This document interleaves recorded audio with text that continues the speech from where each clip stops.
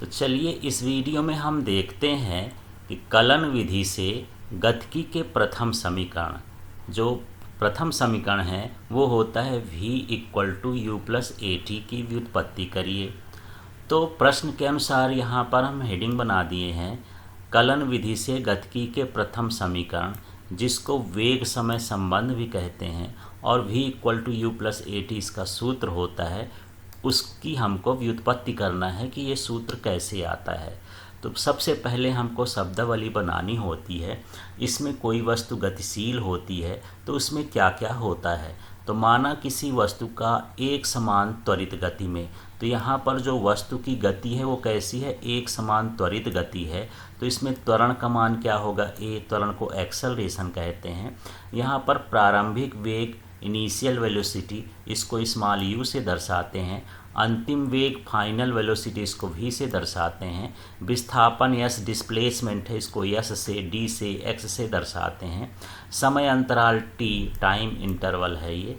वस्तु की प्रारंभिक स्थिति x1 और अंतिम स्थिति x2 है। इस तरह से हमको उसका त्वरण लिखना है, वेग लिखना है, विस्थापन लिखना है, समय अंतराल लिखना है और स्थिति लिखना है।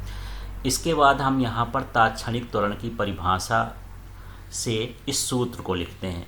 तात्क्षणिक त्वरण का मतलब होता है किसी क्षण वस्तु का त्वरण, माने कम समय अंतराल में वस्तु का त्वरण कितना होता है उसे हम क्या कहते हैं, तात्क्षणिक त्वरण कहते हैं।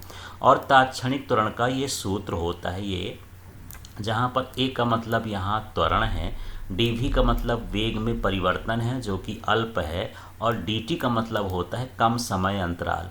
तो यहाँ v लिखा है, यहाँ t लिखा है, ये वेग बटे समय ही है। जब d लिख जाता है तो अल्प वेग हो जाता है, और d लिख गया ये t के साथ है तो अल्प समय हो जाता है।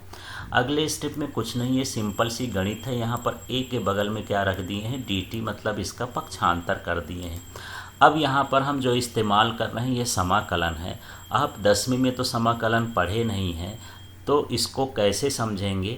समाकलन होता है बहुत छोटी छोटी संख्याओं का या चीज़ों का क्या होता है, जोड़ होता है। और समाकलन का चिन्ह इस तरह से हम दर्शाते हैं, ये समाकलन का चिन्ह होता है। और कहाँ से कहाँ तक का जोड़ करना है, जैसे मान लीजिए मुझे 1 से लेकर के 6 तक का जोड़ करना है, तो यहाँ पर जो नीचे है इसकी निम्न सीमा कहलाती है, और ये जो ऊपर है ये इसकी उच्च सीमा कहलाती है। तो ये इंटरवल बताता है, अंतराल बताता है कि कहाँ से कहाँ तक का जोड़ है। तो चलिए इसी का इस्तेमाल करते हैं। यहाँ देखिए, यहाँ a लिख दिए हैं और ये dt है। तो dt के पहले क्या लग जाएगा, समाकलन, क्योंकि इसको हमको जोड़ में बताना है। dt माने कम समय अंतराल, और हम इसको अधिक समय अंतराल में देखना चाहते हैं। तो शुरू का समय अंतराल कितना था, 0, और लास्ट का समय अंतराल कितना हो गया, t हो गया।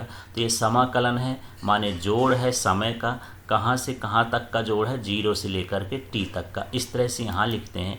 इसी तरह से ये dv है, तो ये हम dv लिखेंगे। यहाँ पर हमको वेग का भी जोड़ना है कि उसी समय अंतराल में वेग का मान क्या होगा। तो यहाँ पर ये समाकलन का चिन्ह लग गया है। ये इसकी प्रारंभिक वेग हो गया शुरुआत का, और ये क्या हो गया, अंतिम वेग हो गया। इस तरह से यहाँ पर हमको समाकलन दर्शाना है और इसकी लिमिट लेना है। अगले स्टेप में हम देखते हैं कि यदि dt का हम समाकलन करेंगे तो ये t होता है। एक सूत्र होता है, यदि ये समाकलन क्या हो, dx हो, तो इसका मान क्या हो जाता है, x हो जाता है। तो इसी तरह से यहाँ t हो तो क्या हो जाएगा, यहाँ पर dt हो तो यहाँ क्या हो जाएगा, t हो जाएगा।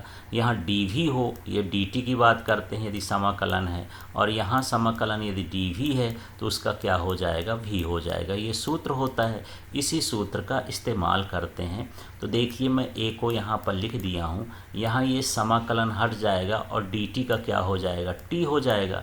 ये बड़ा कोष्टक लगा करके फिर ये जो लिमिट लिखी हुई है इसकी, लोअर लिमिट और अपर लिमिट, इस तरह से यहाँ पर लिख देंगे।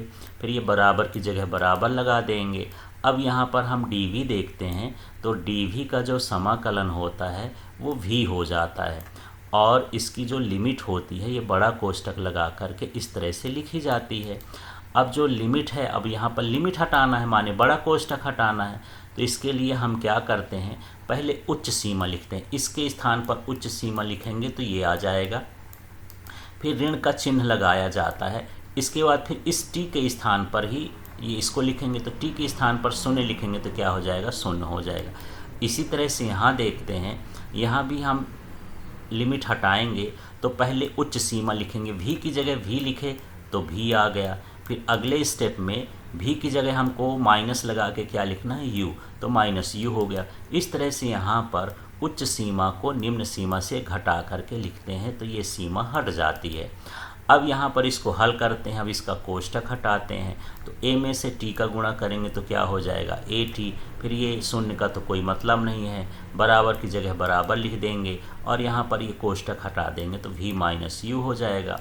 अब यदि इस माइनस यू का हम इधर पक्षांतर कर देंगे तो ये बन जाएगा u प्लस ए टी, तो ये v बराबर u प्लस ए टी ये गति का प्रथम समीकरण कहलाता है, जहाँ पर v अंतिम वेग, u प्रारंभिक वेग, a त्वरण और t समय होता है और इसे हम वेग समय संबंध कहते हैं। तो इस तरह से हम गति का प्रथम समीकरण कलन विधि से ज्ञात कर सकते हैं।